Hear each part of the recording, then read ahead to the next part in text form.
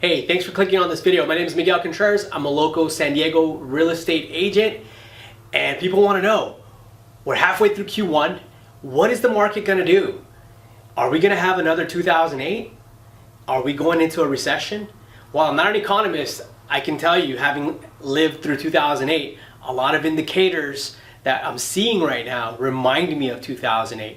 But there are stark differences between 2008 and now.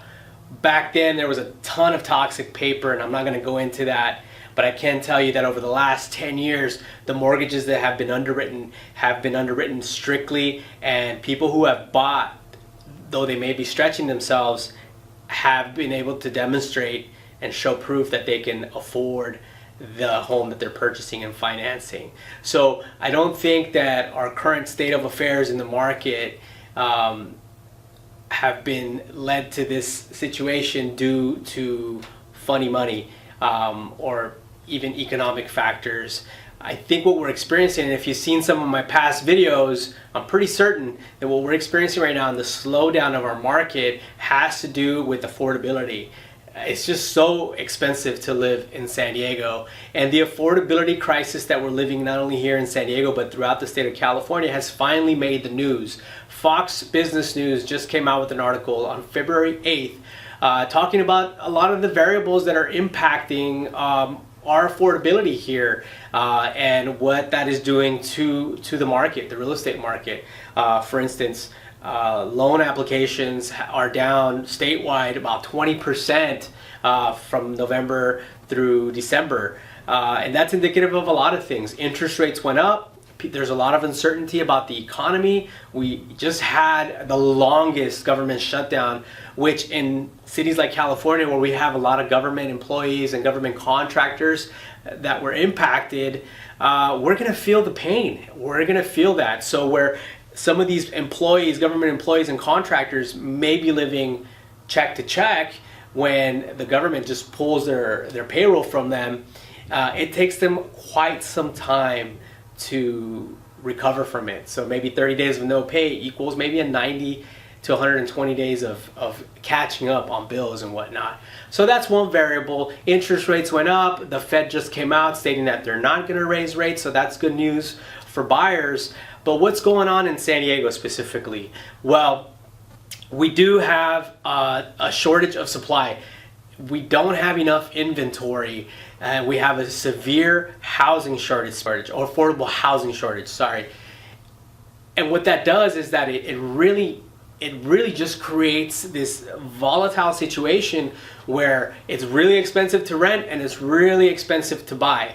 But homeowners like yourselves might be thinking and are searching for buy-sell indicators. Is this a good time to sell my property?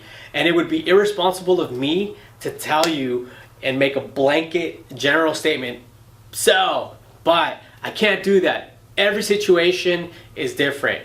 I can tell you though that there are a couple aspects of your current lifestyle that you should take into account if you're going to make a decision to sell. For instance, if you're a condo owner or a townhome owner and you've owned that property for at least 3 years and you've built up some equity over this awesome double-digit run that we've had over the last several years, I would probably say it might be a good time for you to consider selling. Why? Well, you have HOAs, and most of these HOA fees are very expensive.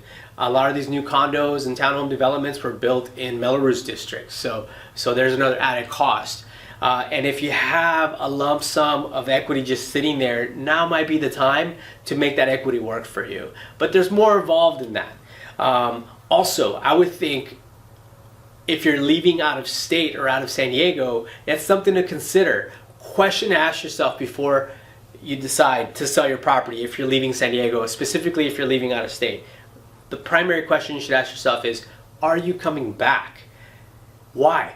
Well, once you leave California and you come back, you're just going to have sticker shock. You're going to be priced out. It's going to be really, really hard to come back from states, say like Tennessee, Kentucky, even Arizona, where it's a lot less expensive to purchase real estate, and their real estate doesn't do this much, and it doesn't do this much either. It just kind of stays steady. But it's going to be really hard to come back to California and buy a piece of that California dream. Now, if you're saying to yourself, well, Miguel, I've got to relocate for for my job, but my plan is to move back, then I would say keep it. But if you're gonna move and not come back to San Diego, for instance, then and you have a substantial amount of equity, I would consider selling, because depending on the level of equity you have, if it's substantial enough, it could be a game changer for you. Specifically, if you could pay off debt, student loans, invest in children's college funds, maybe purchase a property out of state cash, not have a mortgage at all. What would that do to your life, right? So you have to ask yourself those types of questions. Now, if you're buying, you might say, hey, Miguel, some of these deals don't pencil out. And I'm going to tell you honestly, they don't pencil out. So if you want cash flow property, you got to prep for that. One thing you have to consider though is that in California, the rents are just going like this, specifically in towns like San Diego, LA, and the Bay Area. In many cases, it's more expensive to rent than it is to buy. So prep yourself for that. But there's so many variables in this market that are going to impact you. Is it always a good time to buy or sell? Well, it depends. It depends, again, as I've mentioned, on your personal situation, your personal dreams, your personal goals, incentives, your work, your credit, your amount of savings, etc. There's so many variables. But here's the recommendation I need to make. Don't make a decision based on emotion. The numbers don't lie. Analyze your situation. If you're in a condo with $200,000 in equity, this is probably the best time to sell.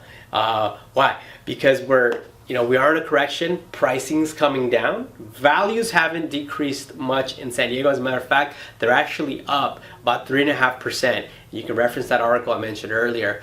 And they're up 3.5%. And we get really scared in San Diego because we're like, wow, 3.5%. That's not very much in relative terms to what we've experienced. Of course not. We've been experiencing double-digit growth, the high 8s and 9% growth, and now we're at 3.5. It's healthy, but it's not as robust as we've experienced. So we get alarmed. But as things correct and people, specifically sellers, start freaking out, like, oh my God, I missed the boat. I've got to put my house on the market, and the market gets flooded with inventory.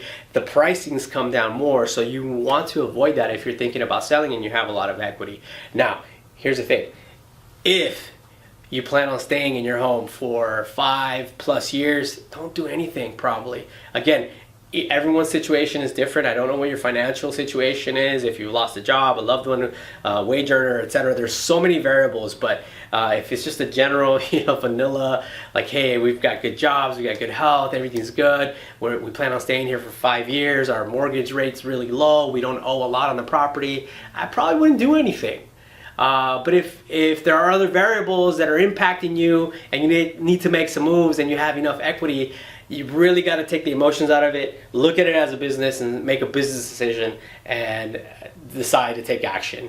So as my good friend, a mentor of mine, Roberto Monaco, says, if you don't make a decision, time will make a decision for you, and time always wins. So it's not about making good or bad decisions, is taking decisions, So if you don't make a decision, that's just as bad as making a bad decision. So take action. If you want more information, reach out to me, 619-977-6447. You can also reach me via my website at agentprolific.com. Thank you.